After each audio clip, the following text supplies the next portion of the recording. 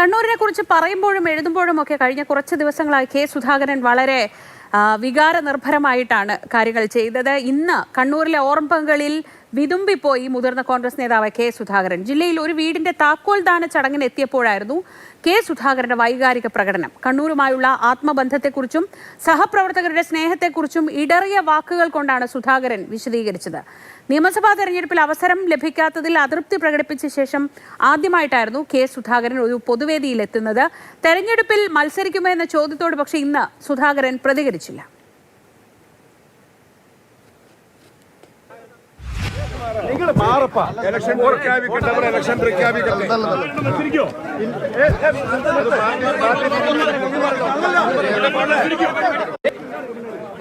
ചെറുക്കാൻ എന്റെ വീട്ടിന്റെ മുമ്പിൽ കാവലിരുന്ന കാപ്പാടന്റെ ബസ്,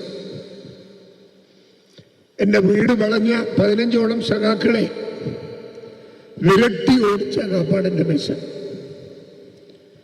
ഞാൻ ജീവിച്ചിട്ടുണ്ടെങ്കിൽ അത് കാപ്പാടന്റെ ബേസിന്റെ കരുത്തുകൊണ്ടാണ് എന്ന് നിങ്ങൾ ഓർക്കുക.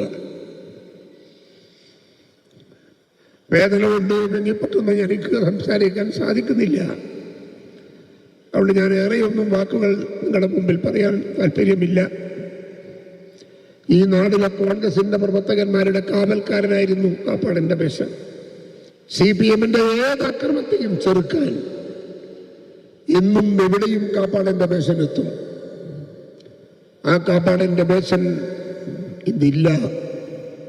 കാപ്പാടന്റെ ബേസന്റെ ഓർമ്മകൾക്ക് മുമ്പിൽ വിതുമ്പുന്ന ഒരു മനസ്സുമായി ഞാൻ ഇരിക്കുമ്പോൾ ഏറെ സംസാരിക്കാൻ സാധിക്കില്ല. അദ്ദേഹത്തിൻ്റെ ഓർമ്മകൾക്ക് മുമ്പിൽ ഞാൻ നമ്രശിരസ്കനാകുന്നു.